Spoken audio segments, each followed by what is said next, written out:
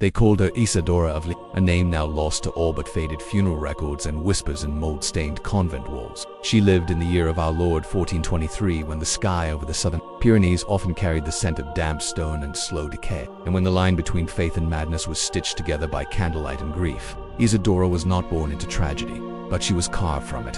Her life, like the tapestries in her family's decaying estate, began in brightness and ended in dust. She was the youngest daughter of a failed noble house, the last remaining flower on a branch, long eaten hollow by rot. Her father died of fever when she was 5. Her mother, of a sadness too great to name, which in those times meant she stopped speaking and eventually stopped breathing. At the age of 17, Isadora was married off to a minor scholar from Toulouse, a man twice her age and half her soul. He was a man of books, not tenderness fond of anatomy, ink and dissecting God's design with cold fingers. They had little to say to one another, but what they made together, what the world tried to give them, was a child. He came early. The boy was born in winter, when wolves wandered close and the snow never melted from the churchyard. His name was Aurelian, which meant light. Though he arrived so pale and so silent, the midwife thought him already gone. But he cried once, just once, then slept as if exhausted from having entered a world that did not want him. Isadora took to motherhood like a candle to flame. Aurelian, to her, was not simply a child. He was purpose. He was salvation. She no longer walked the halls like a ghost, nor stared out windows with a dead-eyed glaze of aristocracy. With Aurelian in her arms, she became almost real. But happiness, in the age of superstition, was a dangerous thing. When Aurelian was nearly 2, he fell ill. Not a violent illness, there was no fever, no vomiting, no great convulsions to signal his decline. He simply became quieter. He would sit for hours staring at corners, refusing to eat, his small mouth twitching as if listening to someone speak who could not be seen. The physician said it was a humoral imbalance. The priest said it was a test from God. The wet nurse said the boy had been looked at too long by someone with grief in their heart. 3 days later, he was gone. They buried him quickly, as was custom, under the altar of St. Loic's chapel, where children were set to sleep safely beneath the stones.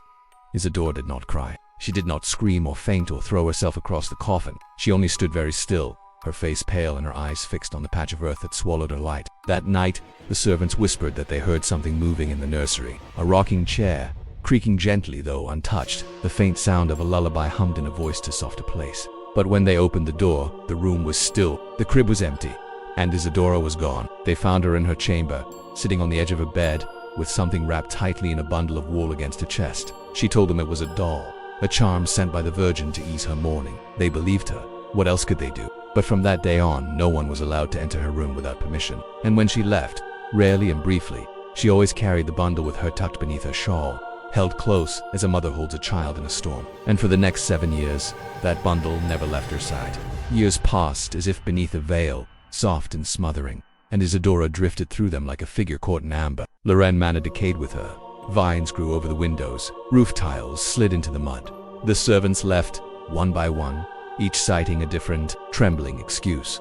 Strange sounds in the walls, doors that opened themselves at night, the whisper of a child's giggle from the chapel floor. But Isadora remained, always with that bundle pressed tightly to her breast. It had changed shape, some whispered. It was heavier now, more rigid. She no longer called it a doll. In moments when no one watched, she would rock it gently, whisper to it, even hum to it fragments of lullabies soaked in sorrow. Once, a tradesman delivering candles swore he heard a second breath in the room, faint and raspy like parchment dragged across stone.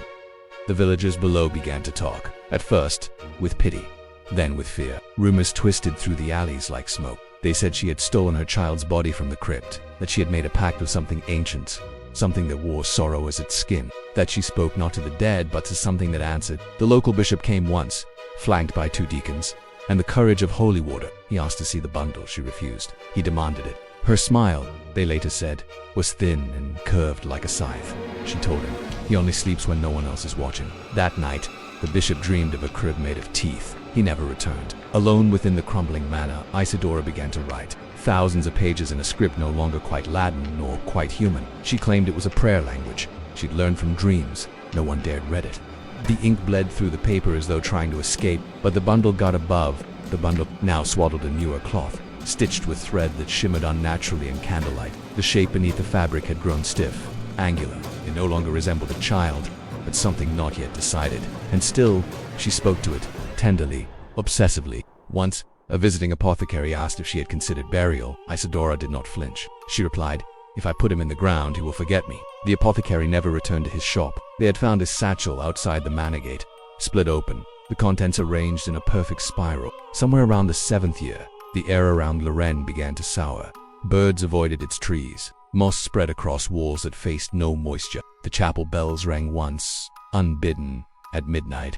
The grave of Aurelian was found, desecrated, dug open from the inside. Still, Isidora walked the halls, pale and skeletal, her shawl wrapped tightly around the bundle. She no longer spoke to visitors, only to it, and when she did, the walls seemed to listen. They bowed inward slightly, like lungs exhaling dust. It is said that grief hollows a person, that sorrow consumes quietly, like a flame beneath snow. But what dwelled within Isidora by then was not simply grief. It had grown teeth. And on the 7th anniversary of Aurelian's death, something changed. That night, a storm rose not in the sky, but within the manor itself. Wind that touched no trees, rain that soaked no ground. The very foundation of the house groaned as if resisting something, and then silence. A silence so profound that even memory could not echo in it. The next morning the village awoke to find every mirror cracked, every cross turned downward, every child sobbing in their sleep without knowing why. And Isidora's window was open, curtains fluttering, though no wind blew. The 3rd morning after the storm, a child went missing. Her name was Thalie, barely 6 summers old, known in the village for her unruly curls and a voice too loud for the chapel. She vanished before dawn. Last seen sleepwalking barefoot toward the slope that overlooked Lorraine Manor, eyes open, lips moving as if in prayer. No footprints were found in the mud, only a small trail of salt, winding like a question through the heather, and the scent of something sour beneath the air. They searched for 3 days. The mayor offered silver, the priest offered fire, but the villagers knew, though none dared say it aloud, that Thalie had walked where no child should go. The manor, once noble in its ruin, now loomed like a carcass gnawed clean by the divine. Windows stared back like open eyes. The front gates no longer held fast. And somewhere inside Isidora remained, unseen, yet deeply present, as if the very house now pulsed with her thoughts. It was an old midwife, gray and half-blind, who finally spoke the words the village feared most. She never let that child go, not 7 years ago. And the silence that followed was not of disbelief but agreement. 2 men were chosen, one young, one desperate, armed with iron and ash and trembling conviction. They crossed the threshold just before twilight. The air inside was thick, soured with rot and something sweeter, more unnatural, like honey left too long in the mouth. Dust floated sideways. Shadows clung to the ceiling, and from the far end of the corridor, they heard her singing. The melody was low, soft, a lullaby of bones. The lyrics, though simple, made the walls weep mildew. Sleep beneath the breathless sky. Dream where worms and angels lie. They followed the sound to the upper chamber, Isidora's room. She was waiting, not in a chair, nor in her bed, but seated on the floor in a ring of salt and ash.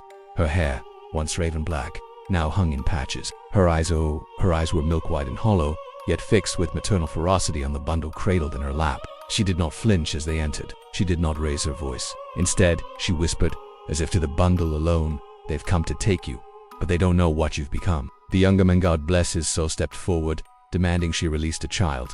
The bundle, he said, must be buried, must be returned to the earth. Isidora smiled, and began to unwrap it. One layer at a time, the wool fell away, each fold older, darker, more brittle than the last, like peeling bark from a poisoned tree. The men dared not move, transfixed by horror and awe alike. For as she peeled, the room grew colder, the salt at her feet began to hiss, and the shadows pressed closer. And at the center of the bundle, there was no corpse, there was no child. There was something else, something the shape of a child, yes, but shriveled, fossilized, pulsing faintly beneath layers of stitched flesh and scripture. Where its eyes should have been were sockets filled with ash, its mouth sewn shut like its mother's grief, and around its neck, a rosary made of milk tea. It breathed, barely, like a bellows long forgotten in a blacksmith's ruin. And from its chest, something protruded, a thorn, black as pitch, pulsing with rot. The men turned to flee. They did not make it to the stairs. Only one body was recovered, bent backward, mouth wide in silent scream, with skin turned to parchment and words in a dead language carved into the soles of his feet. The other was never found, only his crucifix, blackened and warm to the touch. And she vanished? No door was opened, no window broken, but when they returned to the room the next day, the bundle was gone. The ring of salt remained, singed into the floor, and carved upon the wall in her own hand. A final lullaby. You sleep beneath, but not alone. I kept your name. I gave it bone. The manor of Lorraine was sealed. Boards were nailed. Doors bricked. The chapel beside it, where children had once played and learned their prayers, was burned to ash in an act of holy desperation. The priest who lit the flame cut out his own tongue 3 days later. For a time, silence reigned. But silence, as Isadora taught us, is not absence. It is waiting. The years passed. The story became a whisper, then a caution, then a legend. Mothers told it by candlelight to still their children. Don't stray near the old woods, they'd say, or the sleeping child will follow you home. What they meant was, grief has gravity.